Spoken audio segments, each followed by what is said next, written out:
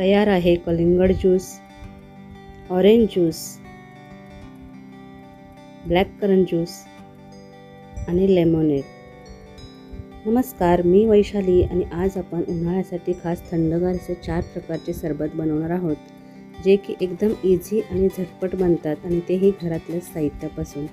तर त्यासाठी सगळ्यात पहिल्यांदा मी इथे घेतलेले आहे की काळी द्राक्ष, याऐवजी तुम्ही जांभळंही घेऊ शकता। तर द्राक्ष स्वच्छ करण्यासाठी पहिल्यांदा थोडंसं त्याच्यात पाणी टाकून 1 चमचाभर मीठ टाकून ते त्यामध्ये 10 मिनिटं असे बुडवून ठेवायचे आहेत। तर सगळ्यात आधी ऑरेंज ज्यूस बनवूयात। तर त्यासाठी इथं मी 2 संत्रे सोलून घेतलेले आहेत आणि त्यातल्या बिया काढलेल्या नाही आहेत। तर बियांसहित जर ज्यूस केला तर तो कडवट होतो, पण आज आपण बिया न काढता आणि कडवटही न होणारा ज्यूस कसा बनवायचा तो बघणार आहोत। मिक्सरच्या भांड्यामध्ये ह्या सगळ्या संत्र्याच्या फोडी घ्यायच्या आहेत आणि त्याच्यामध्ये आपल्या आवडीप्रमाणे साखर टाकायची आहे। मी इथं 2 चमचे साखर टाकलेली आहे आणि त्याच्यामध्ये 2 ते 3 तुकडे बर्फाचे टाकायचे आहेत आणि थोडंसं पाणी टाकायचं आहे। तर मिक्सरमध्ये ज्यूस बनवताना मिक्सर हा एकदम चालू करायचा नाही, तर चालू बंद असं करून जर आपण हा ज्यूस बनवला तर याच्यातल्या बिया आहेत त्या क्रश होत नाहीत आणि मग आपला ज्यूस आहे तो कडवट होत नाही। आता हा ज्यूस आपण गाळून घेऊयात। तर गाळून घेतल्यानंतर तुम्हाला दिसेल की या ज्यूसमधल्या ह्या ज्या बिया आहेत त्या तशाच अख्ख्या राहिलेल्या आहेत, त्या क्रश झालेल्या नाही आहेत आणि त्यामुळे ज्यूसही कडवट होत नाही। तर या प्रकारे जर तुम्ही ज्यूस बनवलात तर तो कडवट होणार नाही।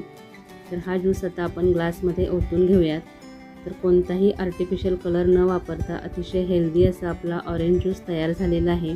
त्याला आपण एक छोटंसं पुदिन्याचं पान ठेवून गार्निशिंग करूयात। आता आपण बनवणार आहोत ब्लॅककरंट ज्यूस। तर मगाशी जी द्राक्ष आपण पाण्यामध्ये भिजत टाकली होती त्याच्यानंतर ती 2-3 वेळा पाण्याने धुवून घ्यायची आहेत आणि ती आता मिक्सरच्या भांड्यामध्ये घ्यायची आहेत। त्याच्यामध्ये आता आपण पाव चमचा काळं मीठ टाकणार आहोत, यालाच शेंदे लोण असंही म्हणतात। तर याच्यामध्ये आता आपण अर्धा ग्लास पाणी टाकणार आहोत आणि आता हे मिक्सरला फिरवून घ्यायचं आहे। तर ज्यूस सर्व करण्यासाठी आपण ग्लासमध्ये आधी 2 ते 3 तुकडे बर्फाचे टाकायचे आहेत आणि त्याच्यावरती हा ज्यूस ओतायचा आहे। तर हा ज्यूस आपण गाळून घेणार नाही आहोत, हा असाच घेणार आहोत।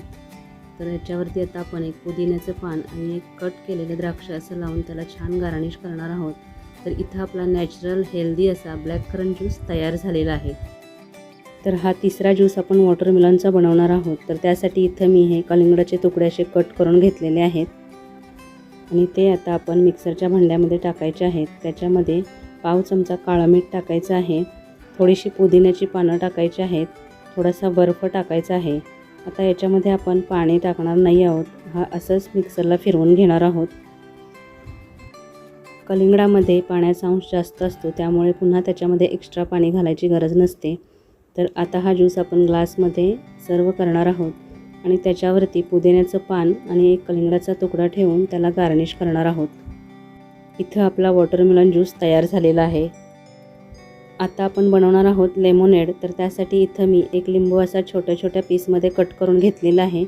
त्याच्यामध्ये थोडी पुदिन्याची पानं टाकायची आहेत आणि ती अशी खलबत्त्याने अशी थोडीशीच क्रश करून घ्यायची आहेत। मिक्सरला बारीक करायचं नाही, त्यातला रस एकत्र होईल एवढंच त्याला असं क्रश करून आपण घ्यायचं आहे। सर्व करण्यासाठी ग्लासमध्ये 2 ते 3 तुकडे बर्फाचे घ्यायचे आहेत। त्याच्यावरती हे जे आपण लिंबू आणि पुदिन्याचा क्रश केलेला आहे तो घ्यायचा आहे। त्याच्यावरती पाव चमचा काळं मीठ घ्यायचं आहे। त्याच्यानंतर अर्ध्या लिंबूचा रसही आपण याच्यामध्ये घ्यायचा आहे। त्याच्यामध्ये आता 2 चमचे बारीक केलेली साखर घ्यायची आहे आणि त्यामध्ये आता आपण थंड पाणी घ्यायचं आहे। तर याऐवजी तुम्ही सोडाही घालू शकता। तर हे आता एखाद्या चमच्याने असं ढवळून घ्यायचं।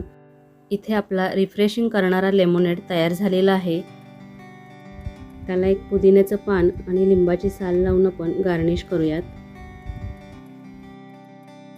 तर इथं उन्हाळ्यासाठी 4 प्रकारचे हेल्दी रिफ्रेश करणारे असे समर ड्रिंक्स आपले तयार झालेले आहेत। तर नक्कीच आवडले असतील तर लाईक करा आणि अजून तुम्ही माझ्या चॅनलला सबस्क्राईब केलं नसेल तर प्लीज सबस्क्राईब करा। पुन्हा भेटूया अशाच एखाद्या छानशा रेसिपीसह। तोपर्यंत मस्त खा आणि स्वस्त रहा।